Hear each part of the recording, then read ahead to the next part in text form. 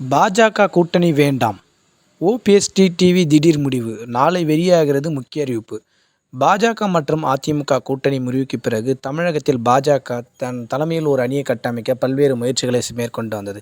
அதில் குறிப்பாக பாமக, தேமுதிக, OPS, TTV, புதிய தமிழகம், பாரிவேந்தரன், ஐஜேகே உள்ளிட்ட கட்சிகளை ஒன்றிணைத்து ஒரு அணியை அமைக்க பாஜக கடுமையான முயற்சிகளை மேற்கொண்டு வந்தது. ஆனால் தற்போது பாமக, தேமுதிக, புதிய தமிழகம் உள்ளிட்ட முக்கியமான கட்சிகள் அதிமுக கூட்டணி நோக்கி சென்றுவிட்டன.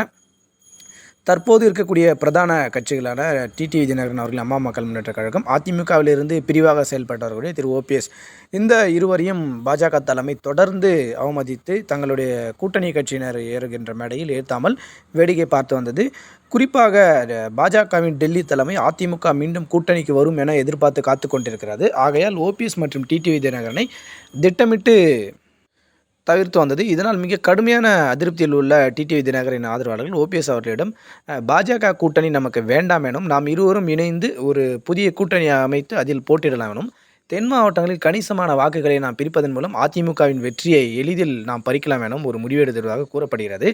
இதனால் பாஜக தமிழக தலைமை டிடிவி தினகரன் மற்றும் ஓபிஎஸ் அவர்களை இணைத்து கொள்ள ஒப்புதளித்தாலும் பாஜகவின் டெல்லி தலைமை அதிமுகவை நோக்கிய குறியாக கொண்டிருக்கிறது. குறிப்பாக இந்த முறை எந்த மாநிலத்திலும் கூட்டணி கட்சிகள் சிதறக்கூடாது என பாஜக டெல்லி தலைமை கவனம் செலுத்தி வருகிறது. இருந்தபோதிலும் தமிழகத்தில் அதிமுகவில் உள்ள தற்போது எடப்பாடி பழனிசாமி அவர்கள் பாஜக கூட்டணி வேண்டாம் என ஒரே பிடியாக இருக்கிறார்.